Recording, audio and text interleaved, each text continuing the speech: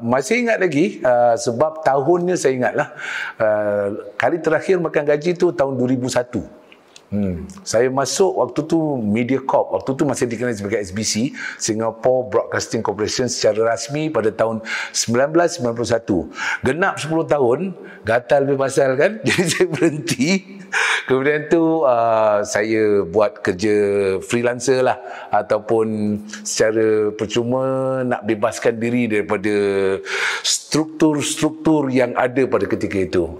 Jadi saya mula waktu di sekolah, kalau kita imbas balik, maknanya daripada zaman sekolah tu lebih kurang 3-4 tahun freelancing. Selepas freelancing saya kerja 10 masa. 91 saya masuk sebagai DJ ataupun broadcaster radio lah. Kemudian tu tahun 2001 saya berhenti. Itulah semakan gaji.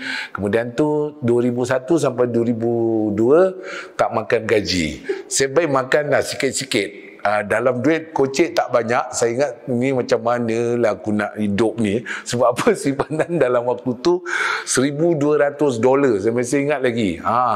Ni macam mana nak pergi perjalanan jauh ni. Sebenarnya anak bini anak dah 3 waktu tu. Lepas tu isteri tak bertugas. Terfikir-fikir, jadi kuatkan semangat. Saya rasa mesti ada rezeki, insyaAllah. Tapi seram-seram juga. Duit 1,200 tu boleh bertahan dalam, tak silap saya, tak sampai 2 bulan lah. Pasal mana nak isi minyak lain. Jadi saya makan sikit-sikit lah. Makan kecil-kecil macam tu setahun.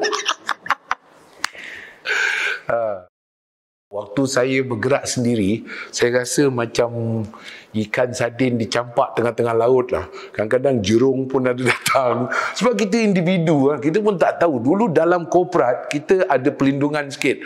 Ada orang yang boleh kasih nasihat, ada dinding yang boleh menahan. Ni sekarang bila kita dah campak kat laut tu, saya baru perasan. Bebas-bebas lah. Laut besar. Tapi ikan jerung ada. Kemudian tu ada killer whale lagi banyak. Kadang-kadang macam-macam. Kadang-kadang kena ni jellyfish, obo-obo, gatal-gatal juga. So, dia kena insting satu survival mode itu saya belajar. Ada juga yang termasuk longkang lah waktu tu. Ada pernah buat show di mana orang bayar saya janji sekian-sekian, lepas tu dah habis show dia bayar saya $70 dalam envelope tu. Muka ni macam handsome 70. Habis kita nak cakap macam mana? So sebagai individu, ada yang tak bayar pun. Itu jadi pengalaman tu mengajar saya, rupanya bila bersendiri ni kita betul-betul nak kena belajar karate, taekwondo sendiri, nak kena cakap. Dulu orang cakap kan. So saya tubuhkan satu syarikat tu, bukan saya nak buka syarikat, saya tubuhkan syarikat tu untuk melindungi diri sendiri. Jadi ada nama company, jadi orang mula ambil kita lebih serius. Okay, perjalanan tu jauh Jadi 2001 saya bekerja sendiri. Tahun 2002 pada waktu tu barulah berjumpa dengan teman sekawan Allah, Yarham Isya Ahmad. Kita pun bercakap lah waktu tu dalam Selamat Pagi Singapura. Waktu tu saya dah dapat tawaran lah, macam buat Selamat Pagi Singapura. Kemudian tu adalah sikit kerja sana sini. Dan kemudian tu debut tahun 2002, tak silap saya masuk dalam Channel 5. Waktu tu rancangan Living with Lydia. Mula-mula dah terbuka sikit peluang tu. Daripada situ maknanya dah tak ada gaji bulanan jadi saya dapat sekelepuk-sekelepuk jadi kadang-kadang kita dah terpaksa tukar minda. Maknanya ni bukan gaji bulanan, jadi dibayar satu kali tu untuk 3 bulan akan datang. Jadi kita kena planning betul-betul. Saya gatal nak buka kedai pula. Dah sini tak settle, buka kedai makan pula. Maklumlah, bergerak sendiri. Jadi konon-konon salah satu daripada godaan bila buka sendiri, dia nampak semua dia macam buffet straight, semua nak makan. Lepas tu kita bisnes sendiri apa. Jadi nampak tu kita pun nak buat, nampak ni kita nak buat. Lepas tu kita selalu cakap safety network. Safety net. Kalau yang ini gagal, yang ini kita boleh save. Dia tak tahu yang safety net tu lah yang jadi net yang tarik semua jatuh. Jadi banyak habis duit tu habis dekat satu daerah yang saya tak ada kemahiran. Daripada situ saya belajar satu lagi life lesson. Jangan buka bisnes yang awak rasa awak tak boleh buat. Bukan kepakaran kita.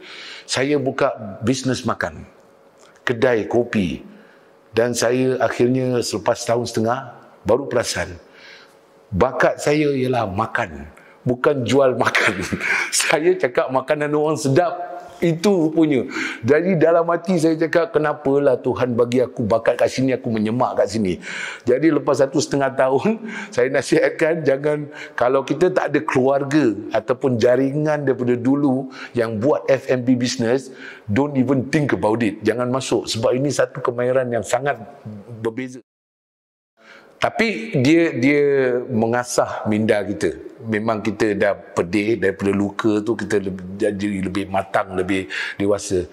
Itu yang orang Melayu kata, sekilas ikan di laut dah tahu jantan betina.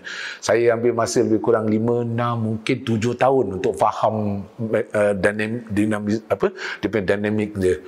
Daripada situlah kita mula faham perangai klien, macam mana kita nak angkat diri kita supaya kita sentiasa high moral ataupun semangat tak putus lah. Sebab orang cakap senang aja, semangat entrepreneur ni, awak mesti terus walaupun gagal, awak mesti teruskan perjuangan. Dia tak tahu dia gagal tu berdarah, duit banyak hilang, tenaga banyak terbuang. Kejadian sebenar dekat tahun ni real lah. Saya pun tak nak cakap siapa waktu tu. Kemudian tu bila kita pergi dekat kedai dia, betul-betul kita nak bertemu muka, jangan macam ni, telefon pun tak jawab, ketuk pintu. Belum ketuk pintu, rupanya dah kena kunci mangga. Saya tanya dengan dia punya landlord, dia ni mana pergi? Dia kata dia dah lari keluar negeri. Habis lah, duit hangus. Itu juga saya kata macam, wow, orang cakap buka company glamour tapi rupanya benda-benda macam gini kita kena tanggung lah. Itu antara dia punya the dark side of company sendiri, berjalak sendiri. Jadi malam-malam nak buat apa sedih, tak ada orang nak mengadu, tak ada orang nak kongsi. Kalau kita di tempat kerja tu dulu kita adalah cerita-cerita dengan kawan-kawan kerja ni tak ada orang tu. Most to most ataupun paling banyak pun cerita dengan suami isteri lah. Lepas tu bila cerita dengan isteri pun saya selalu cakap lah, itulah memandai nak buka company sendiri, aku templak pula lagi